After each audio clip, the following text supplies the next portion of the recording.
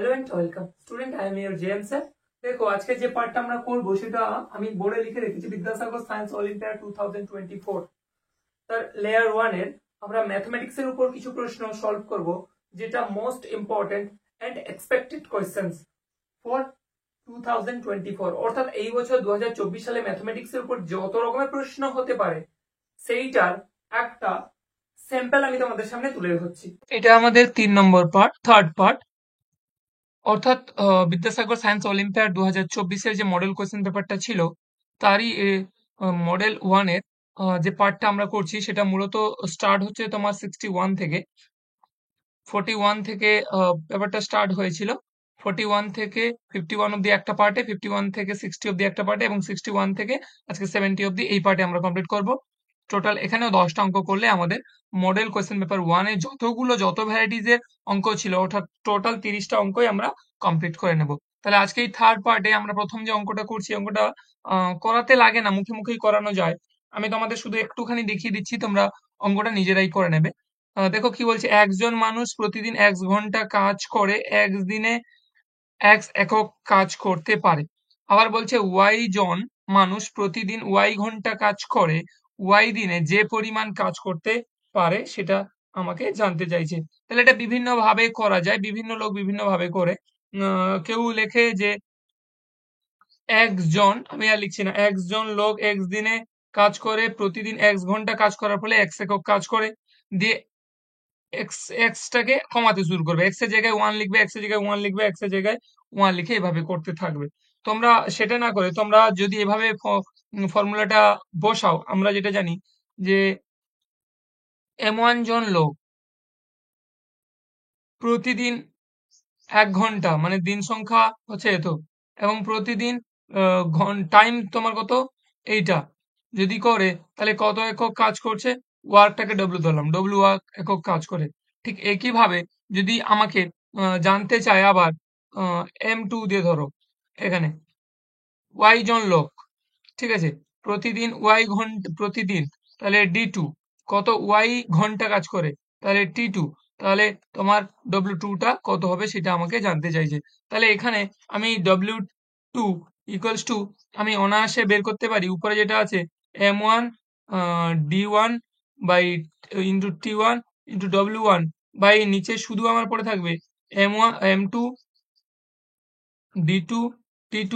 তাহলে এই যে রেজাল্টটা, এই রেজাল্টটা আমি যদি উপরে বসাই, তাহলে এটা দেখো খুব ভালো করে, রেজাল্টটা আসবে y ইন্টু ওয়াই ইন্টু আবার y ইন্টু এক্স বাই আমার চলে আসবে এক্স গুণিতক এক্স গুণিতক এক্স। তাহলে এই এক্স যদি কাটি তাহলে উপরে ওয়াই হচ্ছে আমার ওয়াই কিউব, নিচে হবে আমার এক্স আর এক্স এক্স স্কোয়ার। তাহলে এইটা হয়ে যাচ্ছে আমার রেজাল্ট।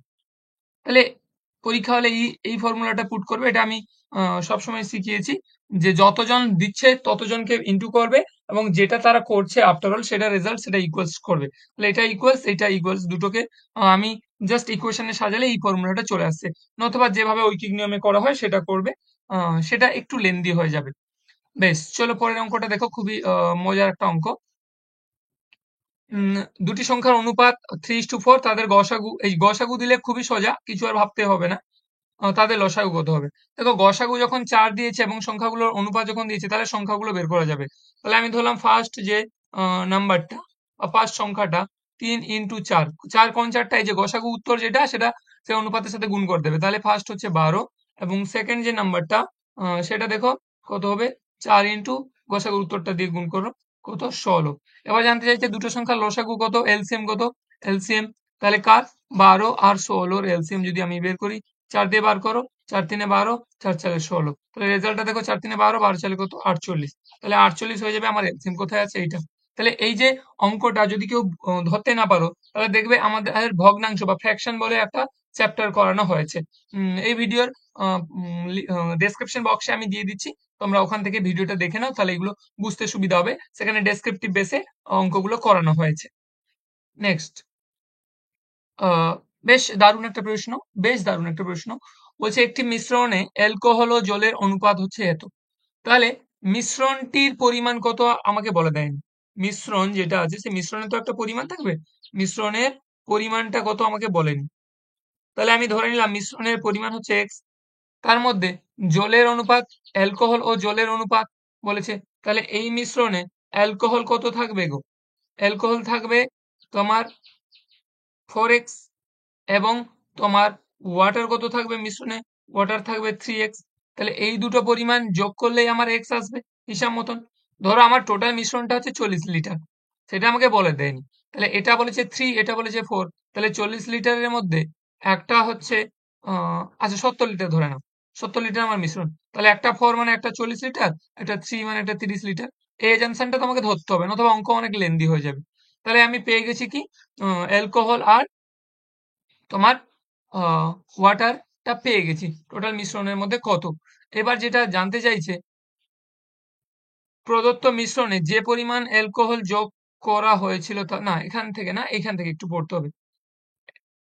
মিশ্রণটিতে 5 লিটার জল ঢাললে যে অনুপাত হয়, তাহলে আমার মিশ্রণটা হচ্ছে দেখো 4x/3x, তাহলে উপরে অ্যালকোহল নিচে জল, সেখানে বলছে 5 লিটার জল ঢালা হলো, 5 লিটার জল, তাহলে জল এখানে জল যোগ করো, জলের সাথে জল, তাহলে যে অনুপাতটি হচ্ছে সেটা হচ্ছে 4/5।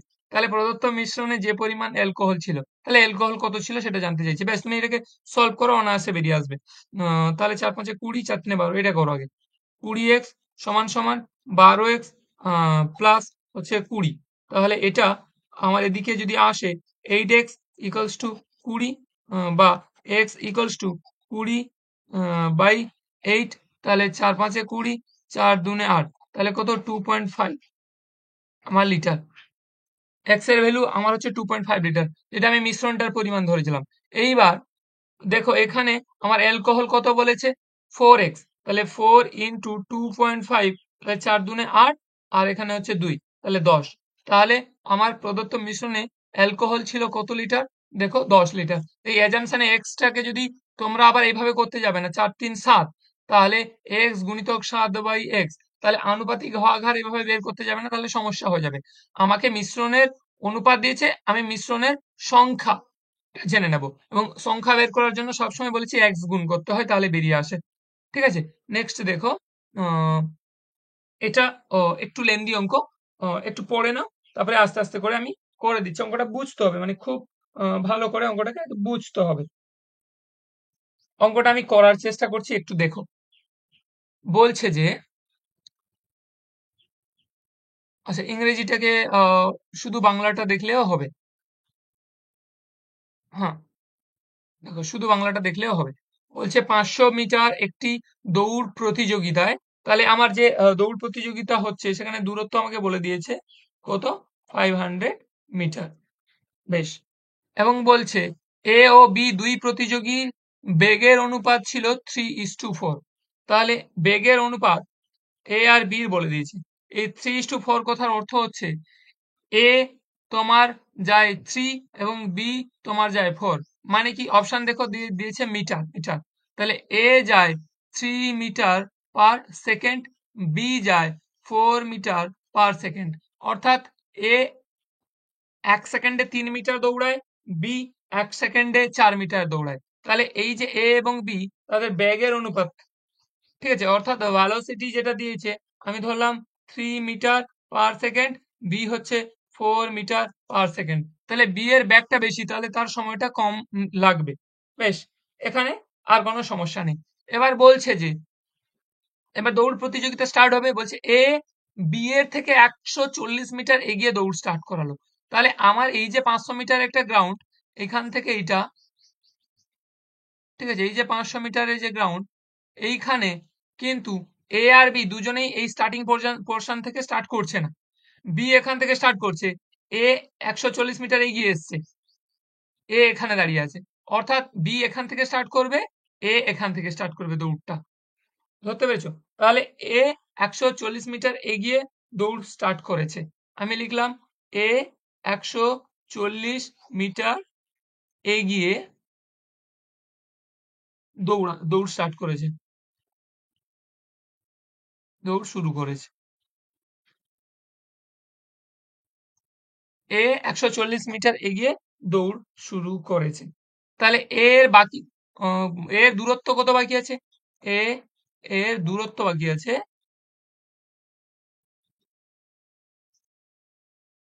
এর দূরত্ব বাকি আছে কত? তাহলে টোটাল দেখো আমার 500 মিটারের মধ্যে 140 মিটার তো তাকে দৌড়াতে হবে না, তাকে এগিয়ে দাঁড় করানো হয়েছে। এবার তুমি বলতে পারো কেন, সেটা আলাদা কন্ডিশন।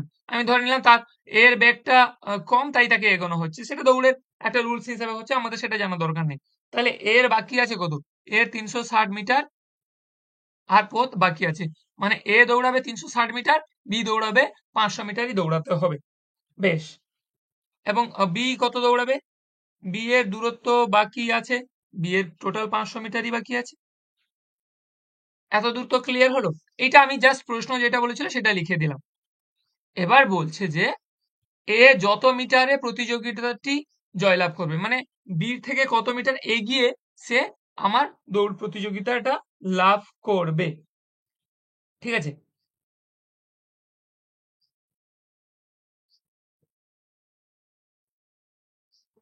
তাহলে দেখো আমার স্পিড দিয়ে আমি ধরে নিই, এর ক্ষেত্রে আমি ধরছি, হ্যাঁ প্রথমে এর ক্ষেত্রে ধরছি। এ আমার 3 মিটার যেতে সময় নেয় কত গো? 1 সেকেন্ড। আচ্ছা, সে যদি 1 মিটার যায়, 1 মিটার আর যাওয়ার দরকার নেই, তাহলে 3 মিটার যাওয়ার জন্য সে সময় নিচ্ছে কত?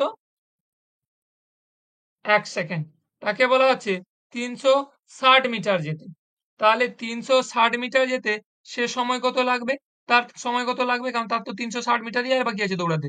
তাহলে 360 কে 3 দিয়ে ভাগ করে দেব, অর্থাৎ সে 1 সেকেন্ডে যায় 3 মিটার, বা 3 মিটার যেতে তার সময় লাগে 360 মিটার, সরি 3 মিটার যেতে সময় লাগে তার 1 সেকেন্ড। তাহলে 360 মিটার যেতে তার কত সময় লাগবে? এটাকে ভাগ করে দাও 120 সেকেন্ড। এটা, এই যে 120 সেকেন্ড কার লাগছে? আমার এর লাগছে। আবার একইভাবে বি এর ক্ষেত্রে দেখবো আমি, কিন্তু বি এর ক্ষেত্রে দেখার আগে এই জিনিসটা দেখো, সে নিচ্ছে বি এই 360 মিটার অতিক্রমণ করতে সময় নিচ্ছে কত? 120 সেকেন্ড। তাহলে বি কে যদি আমি দেখি, বি কে যদি 120 সেকেন্ড দেওয়া হয়, তাহলে সে কতটা দূরত্ব যাবে? না, সে 1 সেকেন্ডে যায়, আমি লিখে রেখেছি দেখো 4 মিটার, এই যে 4 মিটার। তাহলে 120 সেকেন্ডে সে কত যাবে গো? 120 সেকেন্ডে যাবে ইন্টু 4, তাহলে কত হবে? 480। 480। তাহলে বি দেখো 120 সেকেন্ডে 480 মিটার চলে গেছে। সেই 120 সেকেন্ডে তোমার এ কিন্তু এন্ড পজিশনে পৌঁছে গেছে। কি করে বুঝলাম? কারণ দেখো তার 140 মিটার সে এগিয়ে স্টার্ট করেছিল, তার বাকি ছিল 360 মিটার। এবার আমি দেখছি 360 মিটার যেতে তার সময় লাগছে 120 সেকেন্ড। আবার সেই 120 সেকেন্ডে বি যদি দৌড়ায়, তাহলে বি চলে যাচ্ছে 480। অর্থাৎ আমার এ প্রথমে 140 ছিল, তারপরে প্লাস 360 চলে গেছে, তাহলে এ আমার দেখতে পাচ্ছি 500 হয়ে গেছে। কিন্তু বির ক্ষেত্রে আমি দেখছি যে সে 480 মিটার গেছে। তাহলে বির কত বাকি আছে? প্লাস আরো 20 মিটার বাকি আছে।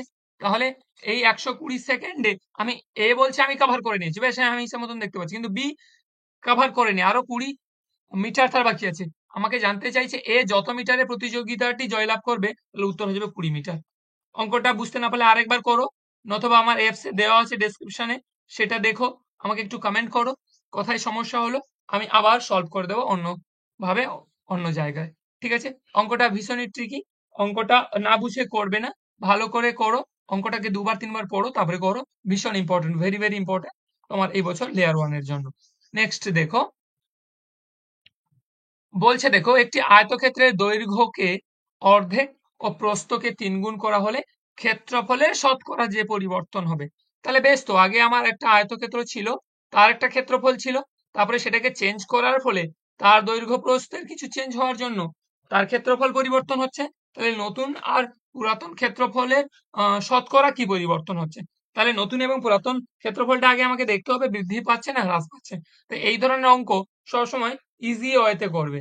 ধরে নেবে দৈর্ঘ্য হচ্ছে 10, প্রস্থ হচ্ছে 5, প্রস্থ ছোট হয়, তাহলে ক্ষেত্রফল কত হবে? প্রথমটার ক্ষেত্রে ক্ষেত্রফল হবে 10 ইন্টু 5 সমান সমান 50 বর্গ একক। ঠিক আছে, তাহলে প্রথম ক্ষেত্রে আমার ক্ষেত্রফল পেয়ে গেলাম। এবার আমার কন্ডিশন চেঞ্জ করা হচ্ছে। কন্ডিশন চেঞ্জ করা হচ্ছে মানে কন্ডিশন কি বলছে? যে দৈর্ঘ্য যা ছিল, দৈর্ঘ্যকে অর্ধেক করা হলো, অর্থাৎ দৈর্ঘ্য ছিল 10, তাকে অর্ধেক করা হলো 2, মানে দৈর্ঘ্য এখন 5। আর প্রস্থ যা ছিল তাকে 3 গুণ করা হলো। প্রস্থ ছিল দেখো 5, তাকে 3 গুণ করা হলো, মানে প্রস্থ এখন কত হচ্ছে আমার 15। তাহলে এই ক্ষেত্রে আবার ক্ষেত্রফল কত? ক্ষেত্রফল হচ্ছে কত দেখো, 5 ইন্টু 15 সমান 75। তাহলে প্রথম আমার ক্ষেত্রফল, দ্বিতীয় আমার ক্ষেত্রফল, দেখছি আমার চেঞ্জ করার পরে ক্ষেত্রফল হচ্ছে 75। তার মানে ক্ষেত্রফল কি হচ্ছে? বৃদ্ধি পেয়েছে, বৃদ্ধি পায়। কত বৃদ্ধি পেয়েছে? না, 75 থেকে 50 বিয়োগ করে দাও, তাহলে কত হচ্ছে? আমার 25 বৃদ্ধি পেয়েছে। কিন্তু আমার কত বৃদ্ধি পেয়েছে সেটুকু তো জানতে চাইনি, আমাকে জানতে চাইছে শতকরা কত বৃদ্ধি পেয়েছে। বেশ, তাহলে এই যে 25টা কিন্তু অপশনে আছে, 25 কেউ মেরে দেবে না ঠিক করে, ঠিক আছে? 25টা আমার পার্সেন্টেজ নয়। তাহলে শতকরা বৃদ্ধি পেয়েছে, আমরা জানি কি ডিফারেন্স বাই সোর্স ইনটু 100। তাহলে এই দুটো ডিফারেন্স আমরা দেখলাম কত? 25। এবার সোর্স কত? এই যে 75 হয়েছে কিসের জন্য? 50-এর জন্য। 50 থেকে বেড়ে 25 বেড়ে 75 হয়েছে, তাহলে সোর্স কত হচ্ছে আমার? 50 ইন্টু কত? 100। তাহলে দেখো 50 দুনে 100, 25 দুনে কত হচ্ছে? 50। তাহলে 50% কি হয়েছে? বৃদ্ধি পেয়েছে, কারণ এটা তো আমার বেড়েছিল, তাহলে শতাংশ বৃদ্ধি পেয়েছে। তাহলে দেখো 50% বৃদ্ধি, এই যে অপশনে দেখো 25 অপশনে দিয়েছে, তোমার 25 যেহেতু বেরোবে অনেকে 25 করে দেবে, কিন্তু সম্পূর্ণ ভুল হয়ে যাবে, সেটা ঠিক না। এবার আগেরটা দেখো, আমরা গসাগু দিয়ে করেছিলাম, লসাগু দিয়ে এবার শিখছি। আমি আবারও বলছি, ফ্র্যাকশন, আমার প্লে লিস্টে চলে যাও, ফ্র্যাকশন বলে বিদ্যাসাগর সায়েন্স অলিম্পিয়াড দেখবে, ম্যাথমেটিক্স জিরো টু হিরো এরকম একটা থাম্বেল আছে, ফ্র্যাকশনের অঙ্কগুলো করবে, সেখানে ডেসক্রিপটিভ বেস এগুলো করানো হয়েছে। এবার এটাকে দেখে নাও একটু, কি বলছে? বলছে দুটি সংখ্যার অনুপাত হচ্ছে এটা, তাদের লসাগু এত, তাদের গুণফল এত, গুণফলটা কত? তাহলে গসাগু থাকলে সমস্যা ছিল না, এই গসাগুর উত্তরটা দিয়ে অনুপাতের সাথে গুণ করে দিলে আমি সংখ্যা পেয়ে যেতাম, তাহলে এই সংখ্যা দুটো গুণফল বের করতাম। কিন্তু যখনই লসাগু দিয়ে দেবে, তখন তুমি ধরে নেবে, ধরি সংখ্যা দুটির অনুপাত দিয়েছে, তো সংখ্যা মানে নাম্বার হলো, একটা হলো 5x, একটা হলো 7x, ধরতে পেরেছো? একটা 5x আর একটা 7x, এই এক্সটা গুণ করে দিতে আমার রেশিও থেকে আমার নাম্বারে পৌঁছে গেলাম। কারণ আমার ধরো সংখ্যাটা ছিল একটা 50, একটা ছিল 70। এইবার এই 50 আর 70কে আমি 10 দিয়ে ভাগ করতে, একটা হচ্ছে 5, একটা হচ্ছে 7, এটাই তো আমার অনুপাত দিয়েছে। এবার সেটা 10 দিয়ে গুণ হয়েছে না 100 দিয়ে গুণ হয়েছে না অন্য কিছু, সেটা তো আমি জানি না, সেই জন্য সেইটাকে আমি ধরে নিলাম, এই 10-এর জায়গায় আমি ধরে নিলাম x। ঠিক আছে? অর্থাৎ যে একটা কমন কমন ফ্যাক্টর দিয়ে আমি ভাগ করেছিলাম, সেই কমন ফ্যাক্টর দিয়ে আমি গুণ করে দিলাম, এবার আমি সংখ্যাটা পেয়ে গেছি। এবং তাদের লসাগু বলছে 315, তাহলে এই দুটো লসাগু করে দেখে নি। তাহলে দেখো 5x আর 7x কে যদি আমি লসাগু বের করি, তাহলে x দিয়ে কাটো, তাহলে এখানে পড়ে থাকবে 5, এখানে পড়ে থাকবে 7। তাহলে উত্তরটা দেখো 5 সাথে 35, এবং 35 সাথে x গুণ করলে হচ্ছে কত? 35x। তাহলে x স্কোয়ার কেউ করবে না, আমি গুণ করছি না, লসাগু করলাম। তাহলে দেখো এই যে 35x স্কোয়ার, এক্সটা 35x টা আমার কি হচ্ছে? এই যে দুটো সংখ্যার লসাগু। আবার এই দুটোর সংখ্যার লসাগু এখানেও দিয়েছে 315, তাহলে এটা যায় এটাও তাই, শুধু এখানে এক্স আছে বলে এখানে 315 হচ্ছে না। তাহলে এক্স এর ভ্যালু বের করো, 315 ভাজিতক আমার হচ্ছে 35, 315 ভাজিতক আমার 35। তাহলে এবার 5-এর নামটা যদি আমি কাটি, তাহলে কি হবে একটু দেখে নাও। 5 7 35, 5 6 30, 5 3 15। এবারে আমার 7-এর নামটা যদি কাটি, 7 9 আমার হচ্ছে 63। তাহলে এক্স এর ভ্যালু যদি আমি 9 পাচ্ছি, তাহলে সংখ্যাটা আমি ধরেছিলাম কত দেখো, একটা 5x একটা 7x, তাহলে সংখ্যা দুটো একটা হবে 5 ইন্টু 9, আর একটা হবে আমার 7 ইন্টু 9। তাহলে 5 ইন্টু 9 যেটা হবে সেটা হবে 45, আর 7 ইন্টু 9 হবে 63। তাহলে দুটো সংখ্যা পেয়ে গেছি, তাদের গুণফল জানতে চাইছে। তাহলে 63 ইন্টু 45 তোমরা গুণ করে নেবে, দেখো শর্টকাটটা আমি শিখিয়ে দিচ্ছি, দেখো 5 3 15, 5 হাতে 1, আবার এটা করো 6 5 30, আবার 4 3 12, 30 12 42, হাতে ছিল 1, হলো আমার কত? 43, মানে 43-এ 3 হাতে 4। আবার দেখো এইটা করো, 6 4 24, 24 4 28, তাহলে 2835, 2835 আমার অপশন ডি তে আছে। ঠিক আছে? তাহলে এইভাবে শর্টকাটে করতে হবে, অথবা অঙ্কগুলো লেন্দি হবে, তাহলে ভালো কিছু হবে না, খারাপ হবে। নেক্সট পার্টে দেখো, এটা একটু বুদ্ধি খাটিয়ে করতে হবে অঙ্কটাকে, ভীষণ বুদ্ধি খাটিয়ে করতে হবে, নাহলে কিন্তু সমস্যা হয়ে যাবে। কি বলছে দেখো, n একটি স্বাভাবিক সংখ্যা, স্বাভাবিক সংখ্যা মানে জানো তো, গণনার কাজে যেগুলো ব্যবহার করছি, ন্যাচারাল নাম্বার 1 2 3 4 5 6, সেটা হচ্ছে আমার স্বাভাবিক সংখ্যা। এবং বলছে 6n স্কোয়ার প্লাস 6n আকারে সংখ্যাগুলি সর্বদা যে সংখ্যা বা সংখ্যাগুলি দ্বারা বিভাজ্য হবে তাহলে আমার n হচ্ছে স্বাভাবিক সংখ্যা এবং সেক্ষেত্রে 6n² + 6n আকারে যদি আমি রাখি তাহলে সেটা কোন সংখ্যার দ্বারা বিভাজ্য হবে। তাহলে এই ক্ষেত্রে আমরা সব সময় একটু লিখে নাও, আমরা যেটা করব সেটা n এর জায়গায় ঠিক আছে 1 2 3 বসিয়ে দেখব 1 2 3 এটা বসিয়ে দেখব যে আমার রেজাল্টটা কি আছে। তাহলে এই জায়গায় আমার বসাবো n তো স্বাভাবিক সংখ্যা, তাহলে n যখন n = 1 যখন আমি ধরছি সেক্ষেত্রে আমার দেখো 1 এর স্কয়ার মানে 6 প্লাস 6 একে 6 মানে রেজাল্ট কত আসছে 12। আবার n এর ভ্যালু যখন আমি 2 বসাচ্ছি দেখো 2 দুনে 4 6 4 কত হচ্ছে 24 প্লাস 6 একে 6 মানে এর ভ্যালু কত আসছে 30।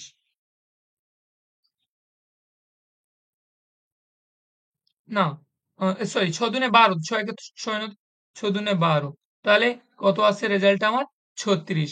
আবার n এর ভ্যালু যখন আমি 3 পাবো n এর ভ্যালু যখন আমি 3 পাবো তাহলে দেখো 3 3 এ 9 9 9 6 54 প্লাস 3 6 18 মানে এর ভ্যালু কত দাঁড়াচ্ছে দেখো 8 4 12 এর 2 হাতে 1 5 একে 6 একে 7 72। তাহলে এই তিনটে রেজাল্ট আমি যখন বসাচ্ছি একটা পাচ্ছি 12 একটা পাচ্ছি 36 একটা পাচ্ছি 72। এই তিনটে আমি কি করব HCF বের করব। কারণ কি এই তিনটে দিয়েই কাটবে, এমন একটা সংখ্যা তিনটের মধ্যেই থাকবে তার বাইরে হবে না। এই তিনটের HCF বের করবো। HCF মানে হাইয়েস্ট কমন ফ্যাক্টর যেটা অর্থাৎ গসাগু। এর বাইরে আর কিন্তু নেওয়া যাবে না, কারণ আমাকে বলেছে এই তিনটে মানে এই পুরো সংখ্যাটা কোনটা দিয়ে কাটবে, তাহলে এক্সট্রা যেটা পড়ে থাকবে সেটা নেওয়া যাবে না। এবার 2 দিয়ে কাটো তাহলে হচ্ছে 6 এটা 18 এটা হচ্ছে 36। আবার যদি আমি 2 দিয়ে কাটি তাহলে 3 9 12 না 18। এইবার আর কি যাবে, হ্যাঁ আরো একটা 3 দিয়ে যাবে তাহলে দেখো 1 3 6 আর কিন্তু যাবে না। তাহলে আমি কি বললাম গসাগু নিতে, তাহলে 2 দুনে 4 4 দুনে কত হচ্ছে 12, তাহলে এর গসাগুর উত্তর হচ্ছে 12। এবার এই 12 উৎপাদক যদি হয় 1 হবে 2 হবে 3 হবে 4 হবে 6 হবে 12 হবে, এর বাইরে তো আর কিছু থাকবে না। তাহলে এই যে সম্পূর্ণ সংখ্যাটা এই যে যেটা আমার রেজাল্টটা বেরোলো সেটা কি কি দিয়ে ভাগ হতে পারে 1 2 3 4 6 12, কিন্তু আমার অপশনে দেখো 6 আছে 12 আছে আর কিছু নেই এবং 6 ও 12 আছে। তাহলে হিসাব মতন কোনটা হয়ে যাবে জানো, হিসাব মতন আমার এইটা হয়ে যাবে উত্তর অপশন সি 6 এবং 12 উভয় দিয়েই এটা আমার ভাগ কাটবে। চলো এরপরে আমি নেক্সট পার্ট দেখছি, দেখো এটা একদম ইজি অঙ্ক, এটা করানোর মানেই হয় না। বলছে সারাদিন অর্থাৎ 24 ঘন্টায় ঘড়ির কাঁটা দুটি কতবার এক সরলরেখায় বিপরীত দিকে থাকবে। অর্থাৎ এই যদি আমার একটা ঘড়ি হয় তাহলে দুটো কাঁটা, একটা ঘন্টার কাঁটা আর এবং মিনিটের কাঁটা, এটা এক সরলরেখা কিন্তু বিপরীতে। এটা যখন এদিকে আছে মিনিটের কাঁটাটা এদিকে হবে, ঠিক আছে। তার মানে একই সরলরেখা হলো কিন্তু দুটো বিপরীত দিকে। দেখো প্রত্যেক ঘন্টায় একবার করে হয়, তাহলে আমাকে বলেছে টোটাল 24 ঘন্টায়, তাহলে কতবার হবে 24 বার, এটা করতেই লাগে না।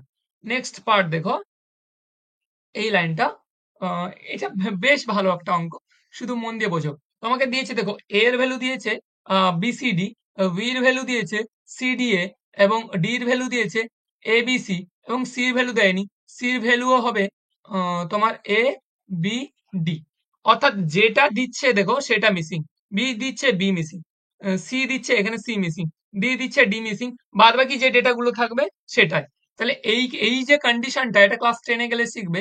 এই যে a equals to bcd, b equals to cda, d equals to abc, c equals to abd, এই কন্ডিশনটা তখনই ফুলফিল হয় যখন a equals to 1, b equals to 1, c equals to 1 এবং ফাইনালি d equals to 1 হয়। তাহলে আমি তিনটে রেজাল্ট পেয়ে গেলাম। তাহলে আমাকে জানতে চাইছে a plus B plus C plus D এর হোল স্কয়ারের ভ্যালু কত। তাহলে এর ভ্যালু 1, বি এর ভ্যালু 1, সি এর ভ্যালু 1, ডি এর ভ্যালু 1। এটার হোল স্কয়ারের সূত্র কি হবে, তাহলে 4 এর স্কয়ার, 4 এর স্কয়ার মানে এর রেজাল্ট কত আসবে 16। তাহলে 16 আমার অপশনে কি আছে, হ্যাঁ দেখো অপশন এ তে আমার আছে। এটা ধরে নিতে হবে, নাহলে এটা অঙ্ক করতে গেলে এটাই তোমার 4 মার্কের একটা অঙ্ক। যে এর ভ্যালু 1, বির ভ্যালু 1, সির ভ্যালু 1, ডি এর ভ্যালু 1, সেটা 4 মার্কের অঙ্ক করে এখানে আসা সম্ভব না, তোমাকে এটা ধরে নিতে হবে। চলো লাস্ট অঙ্ক। উম, খুব ভালো একটা অঙ্ক, বোঝার চেষ্টা করো। কি বলছে দেখো, জন বলে একটা ছেলে যখন প্রাইমারি স্কুলে পড়তো তখন তাকে একটি সংখ্যাকে 5 দ্বারা গুণ করতে বলা হয়েছিল। ভুলবশত সে 5 দ্বারা সংখ্যাটিকে ভাগ করে সে শতকরা যে ভুল করেছিল। আমি ধরে নিলাম একটি সংখ্যাটা হচ্ছে 100। তাহলে জনকে বলা হয়েছিল সংখ্যাটাকে 5 দ্বারা গুণ করতে, তাহলে রেজাল্ট কত আসতো? 500। কিন্তু সে ভুলবশত কি করেছে, সেই সংখ্যাটাকে 5 দ্বারা ভাগ করে ফেলেছে, তাহলে তার রেজাল্ট কত এসেছে? 20। তাহলে সে শতকরা কত ভুল করেছে? না, যতটা ডিফারেন্স এসছে ততটা। তাহলে ডিফারেন্স কত এসছে? 5 চারে 20 হয়েছে না? তাহলে ডিফারেন্স আমার কত এসছে?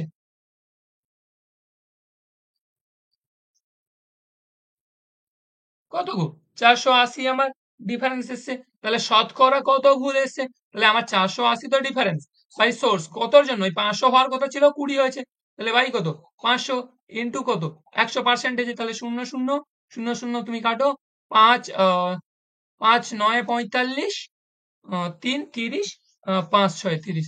তাহলে 69% সে ভুল করেছে। তাহলে অপশন আছে 69 শুধু দেওয়া আছে, পার্সেন্টেজ দেওয়া নেই, কিন্তু এটাই হবে 69। 69 অপশনে থাকবে, আবার হয়তো সরি 96ও থাকবে এবং 96 দিয়ে পার্সেন্টেজও থাকবে, তাহলে পার্সেন্টেজটাই দেবে। ঠিক আছে। তো এই পার্ট দিয়ে আমরা মডেল কোশ্চেন পেপারে যত রকমের প্রশ্ন ছিল, যত ভ্যারাইটিস এর প্রশ্ন ছিল সবকটা কমপ্লিট করলাম। এর পরের পার্টে আমরা এরপর বীজগণিতিক এবং জ্যামিতির পোর্শন থেকে কয়েকটা পার্ট দিচ্ছি, তোমরা ভিডিওগুলোকে দেখতে থাকো, খুব মন দিয়ে দেখতে থাকো, একেবারে নেগলেক্ট করবে না, কারণ পরীক্ষা খুবই সামনে। আমি যতগুলো রেকর্ডের দিচ্ছি সবকটাই পরীক্ষার জন্য ইম্পর্টেন্ট। ঠিক আছে, কোথাও কোনো ডাউট হলে আমাকে কমেন্ট করো। ভালো লাগলে চ্যানেলটাকে লাইক করো, বন্ধুদের সাথে শেয়ার করো এবং সাবস্ক্রাইব তো অবশ্যই করে রাখো, পরবর্তী নোটিফিকেশন তোমার কাছে চলে যাওয়ার জন্য। বেশ, পরের পার্টে তোমাদের সাথে আবার দেখা হচ্ছে। তোমরা ভালো থেকো, মন দিয়ে পড়াশোনা করো। টাটা, বাই, জয় হিন্দ, বন্দে মাতরম।